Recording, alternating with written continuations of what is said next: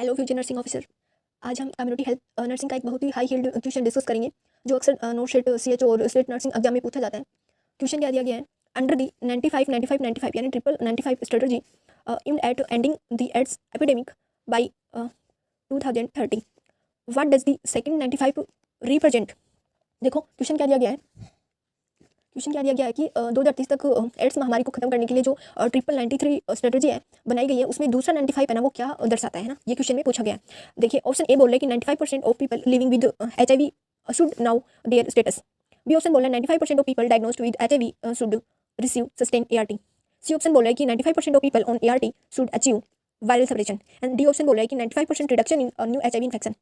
देखिए इस सवाल को ना सोल्व करने से पहले हम इस बॉडी के बारे में जानना होगा हमें, जिसने ये टारगेट दी है। यहाँ ये सहजता है ना, ये UN एड्स है, इसका फुल फॉर्म नोट कर लीजिए पहले तो। Joint United Nations programme on HIV एड्स। यहाँ जॉइंट वर्ड बहुत जरूरी है क्योंकि UN की जो 11 संस्थाएं हैं एक साथ मिलकर काम करती हैं। इनका टारगेट है फास्ट ट्रैक तरीके से 2030 तक एड्स को ग्लोबल हेल्थ थ्रेट से बाहर करना।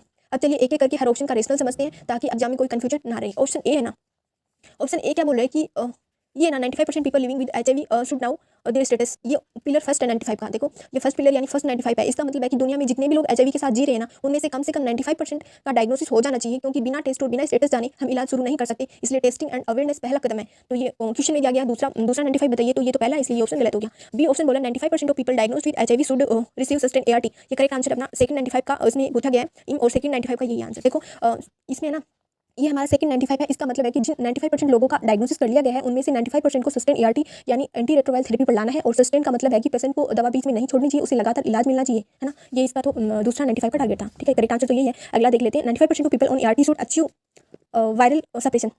ये थर्ड पिलर है यानी थर्ड 95 है। इसका टारगेट है कि जो पेशेंट दवा ले रहे हैं उनमें से 95% का वायरल लोड इतना कम यानी सप्रेस हो जाए कि वह डिटेक्ट ना हो सके। और मेडिकल भाषा में इसे U बोलते हैं। ये एक बार क्वेश्चन में आया था नोट शीट में। इसे अनडिटेक्टेबल एंड ट्रांसमिटेबल बोलते हैं। ये ऐसे आया था क्वेश्चन की यू का यहाँ पे फुल फॉर्म क्या है ना, मतलब क्या है, तो वहाँ पे ये आंसर था उसमें अनडिटेक्टेबल एंड ट्रांसमिटेबल कहते हैं। यानी अगर वायरस सप्रेस है तो वह दूसरे व्यक्ति में नहीं फैलेगा ना।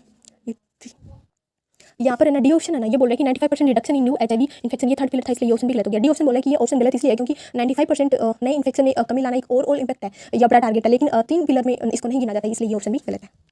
तो फ्रेंड्स फाइनल कंक्लूजन ये है कि ट्रिपल 95 का सीक्वेंस है ना, वो ऐसे है कि पहले डायग्नोस, बाद में ट्रीटमेंट यानी ART, और थर्ड इसमें है वायरल सेपरेशन। अगर दुनिया में इन तीन टारगेट को हासिल कर लेती है अगर दुनिया, तो हम 2030 तक एड्स की चैन को तोड़ पाएंगे। उम्मीद है अब आपको ये क्वेश्चन का एक एक वर्ड और उसका लॉजिक समझ आ गया होगा। पढ़ते रहिए और अपने नर्सिंग ऑफिसर बनने के सपने को पूरा कीजिए। All the best.